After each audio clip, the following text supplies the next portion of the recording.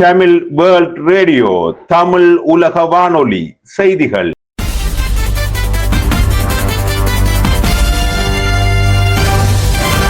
தலைப்புச் செய்திகள். தமிழுலக வானொலியின் இரவு நேர பிரதான செய்திகளோடு நான் டி.கே. ரஜினி. 22வது திருத்த சட்டத்திற்கு சர்வஜன வாக்கெடுப்பு அவசியம், இலங்கை தமிழரசுக் கட்சி வலியுறுத்தல். பலாலியில் 10வது வாரமாகவும் காணி விடுவிப்பு போராட்டம். 8 வருட சேமிப்பு ஒரே இரவில் எலியால் நாசமானது. 2வது டெஸ்டின் முதல் இன்னிங்ஸில் 300 ஓட்டங்களை இன்றைய ஆட்டத்தில் பெற்றது இந்தியா.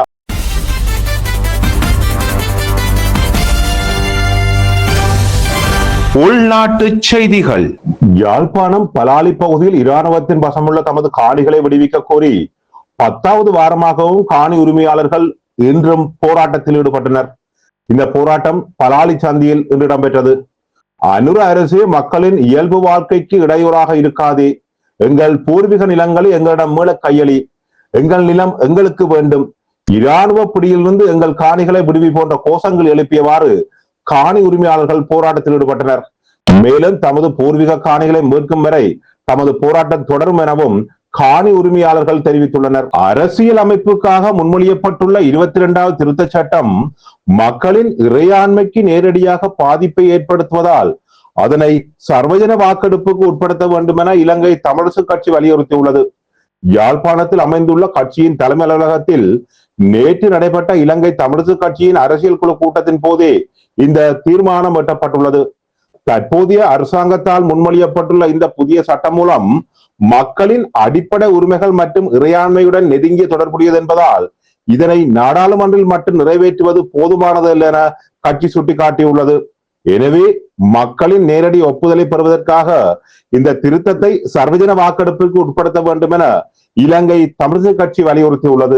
நாட்டில் அதிகபட்சமான வெப்பநிலை பொலன்னறுவையில் 37°C பதிவாகியுள்ளதாக வளிமண்டலவியல் திணைக்களம் தெரிவித்துள்ளது. அத்துடன் வவுனியாவில் 35.7°C வெப்பநிலையும், அனுராதபுரத்தில் 33.7°C வெப்பநிலையும், யாழ்ப்பாணத்தில் 33°C வெப்பநிலையும், கொழும்பில் 31.4°C வெப்பநிலையும், காலியில் 29.6°C வெப்பநிலையும் பதிவாகியுள்ளன.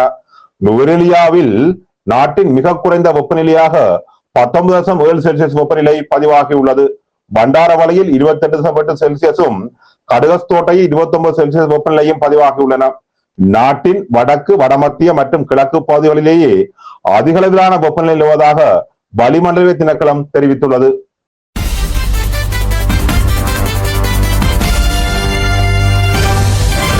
வெளிநாட்டு செய்திகள். இந்தியாவின் உத்தரப்பிரதேச மாநிலத்தில் நகை வாங்குவதற்காக குடும்ப பெண் ஒருவர் 8 ஆண்டுகளாக சிறிது சிறிதாக சேமித்து வைத்த பணத்தை எலிகள் கடித்து சிதைத்த சம்பவம் பெரும் அதிர்ச்சியை ஏற்படுத்தியுள்ளது.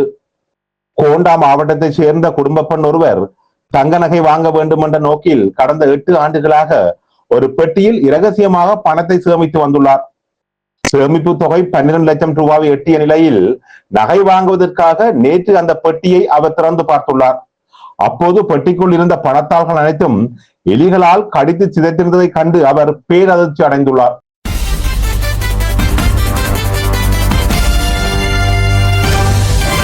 விளையாட்டு செய்திகள். இலங்கைக்கு சுற்றுப்பயணம் மேற்கொண்டுள்ள இந்திய அணிக்கும் இலங்கை அணிக்கும் இடையிலான 2வது டெஸ்ட் போட்டி கொழும்பு SSC மைதானத்தில் இன்று ஆரம்பமானது.